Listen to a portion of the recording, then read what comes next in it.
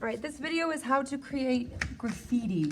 I'm sure we've all seen graffiti on trains and that. What I did was I printed off some alphabets from a website called defont.com. And you can see here all the different graffiti fonts they have. Some of them are capital, some like mixed capital and lowercase. Some of them have a lot of overlap happening within each letter, which makes them, a little bit more complicated. So I'm going to try and show a couple of different examples. I'm going to do this one, which is more blocky, maybe this one, which is more curvy. This one seems pretty simple, but it's not. Okay, and then I'll do one of these too. So whenever I do block letters in general, like if I was just going to do a straight up block letter, I would first write the letter in my own handwriting. And then I go in and do an outline around that letter. So a block letter, it's like you're building a rectangle around each part of the letter. You could even start with just flat lines at the edges and just do an outline around the letter. Then you would erase your line on the inside on A's and B's and P's and things like that. If you wanted to go in and add in your little like triangle or something on the inside of the letter, that's how I'd create a block letter. When I do graffiti letters, I do them the same way. So I'm just going to do 3 A's, like right down a row here. So if I'm doing, let me start from the bottom actually, because these ones I start with lines, and the block letter ones I actually kind of build it on with shapes, which is a little bit more difficult. So to do this A here, can you guys see this A? Okay, cool. So what I would do, if you can see that like this side of the A has a slight curve to it, comes up to the top, and this one has a slight curve maybe. So instead of doing a straight up block letter A, sorry, let me move this over. I'm going to do kind of like this. I'm going to curve the wall a little bit here, and maybe just slightly on this side as well. And then I'm going to kind of sketch in these big tails that they have on the letter, kind of sketch those guys in. The cross on the A, like the part that crosses the center, goes up on a diagonal. So I'm going to start with my letter not looking like a normal A at all, because this one also doesn't. Now what I'm going to do is I'm going to pay very close attention to the thickness of each of these walls. Now I'm just going to draw right over certain areas and come back in later and do some erasing. There's some really cool blocks on the bottom of this A, so I'm going to kind of sketch those guys in where I think they should go. Kind of like that. And to be honest with you, a lot of my letters don't end up looking exactly like these ones. As long as you can read your word and it looks graffiti-esque, then I think it's okay if they don't look exactly the same. That being said, I don't want you to go off just yet and create your own graffiti font. I think after this project, if you felt like, you were a master of fonts and you could do it, do it. But for now, I feel like let's just borrow someone else's font. Even though I'm all for creativity, at the same time, I feel like, this is our first time doing graffiti, so let's like, I don't know. This is just sounding bad, but to be honest with you, this project just turns out really cool. So let's just try it this way, okay? All right, moving on. So next thing I'm going to do is I'm just drawing in the center of that little A right here. And then I would go in and kind of erase all my lines I don't need on the inside. Make sure, obviously, that those lines are light. You'll thank yourselves later. It'll be a lot easier to erase. I'm going to go in and work on this next letter A. Actually, this one of my favorite letters on this one is the S. Some people think it's the most complicated. I just think it's the most interesting. When people do this alphabet, they often change it into just like basic block letters, which is just not what I want you to do. Like, see this letter E? It doesn't look like a typical block letter E. If I was sketching out this letter like before I got started, I would sketch it out something like this. So I can already get the feel for how those letters are bending and curving and where they're thick and skinny. And again, as I start to go in and outline these areas, I'm going to pay really close attention to what areas are thick and skinny. I think that some of these letters are less interesting to me than other fonts because there's less variation in the thickness and the skinniness and the curving. And so the less variation you have, maybe the more common it looks like an actual block letter. So if you do this one, just be really careful to make sure and catch every detail that you possibly can from those letters. Okay, I'm going to go ahead and do this S really quickly. A lot of them have S's that look like this. What other one has an S like this? I swear one other one did. I guess kind of this guy. So see where the S has like a lot of like side to side movement. And so this one has definitely the most. So if I was going to sketch this one out before getting started, can you guys see this S? Okay. I would start with kind of like this diagonal line here. This one goes way down. This line comes slightly up and over. And then it comes in again. It ends like right about here. So I'm going to make sure that this end is ending there. Now, again, outline these areas. Pay attention to what areas are thick and skinny. This guy lines up with that one at the top. This gets wider at the corner, so I'm going to try and keep this corner kind of chunky. Honestly, it's funny because when I do block letters with my 5th graders, if you guys have ever seen the movie Madagascar, where the hippo's like, I like 'em big, I like 'em chunky. Well, anyway, I sing that song a lot when I do block letters, because if you do a really skinny block letter and then your plan is to color them in, you don't have a lot of space to color or work with like gradations or hatching or textures. So I'd go kind of big and chunky on your letters personally. Okay, so there's a letter from this alphabet. This one is the cool one with a lot of overlap. Like some people think the H is really hard. So whenever I'm overlapping anything, I just draw right over that thing to start. Sorry.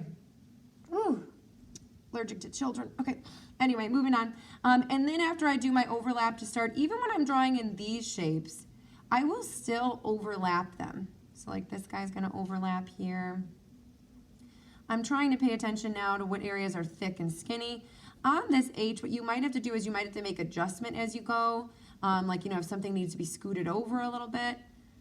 Yeah, I love aspects of this alphabet where they just have like, I don't know, they almost look at each letter as if it's like a work of art as opposed to just a letter. I mean, they really bring on like personalities of their own. This J, look at this I, it looks like fire. Anyway, so yeah, I encourage you to just try and capture from these fonts the coolest parts about them. All right, now when I get to this stage, I would go in and erase where this guy is overlapped by other things happening.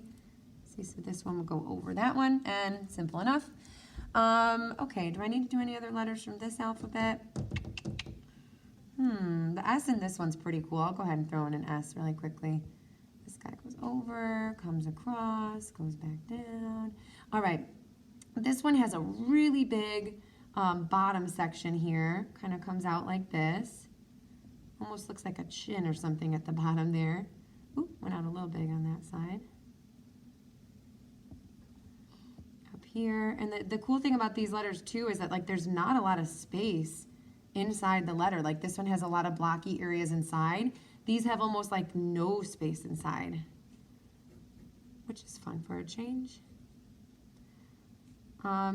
After studying street artists, I really, when I drive around now and I see graffiti and that, I mean, it's just like, it's like a public art gallery. And I think that's why street artists started doing what they did, is because, you know, nobody can censor it, nobody can tell you what to do, and it's out there for everyone to see.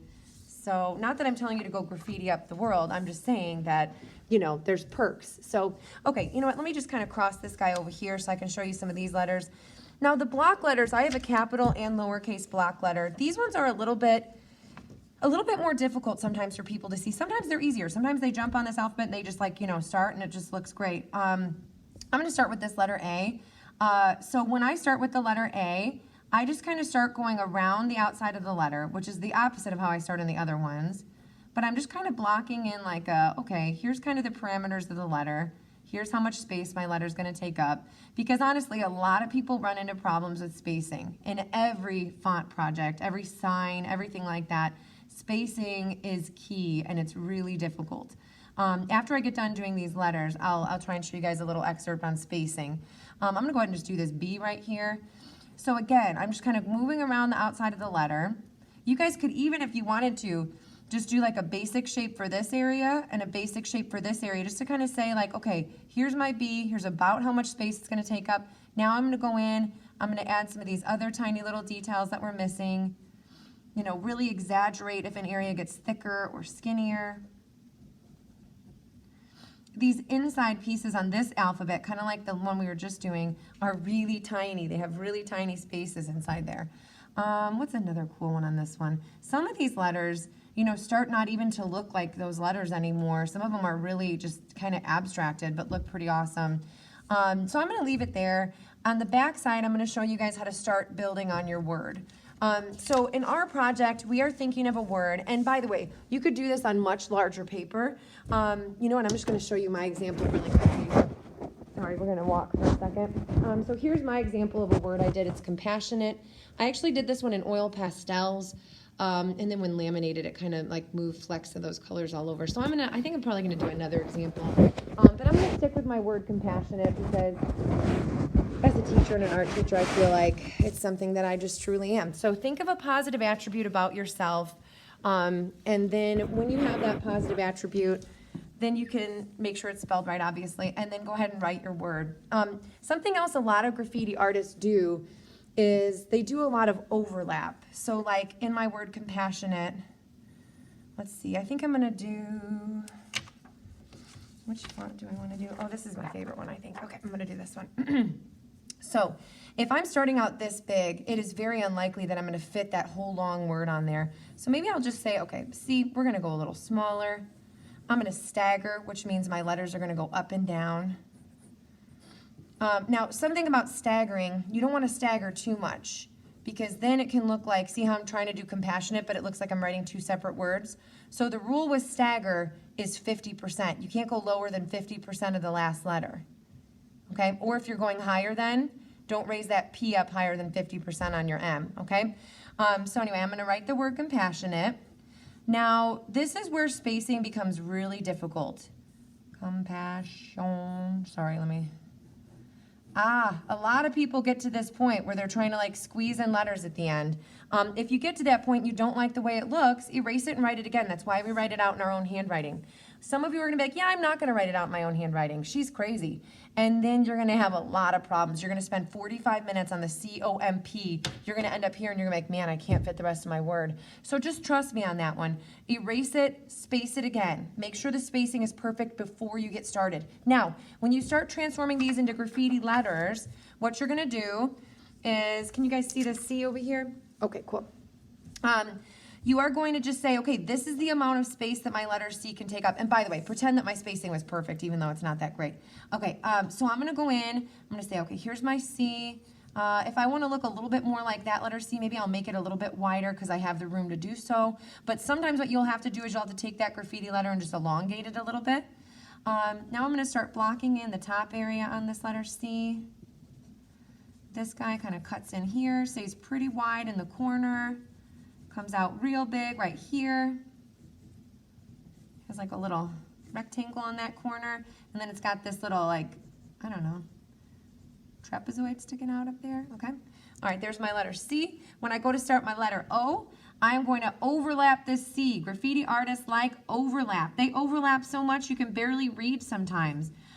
So, I mean, I would like ours to be readable a little bit, so be careful on too much overlap.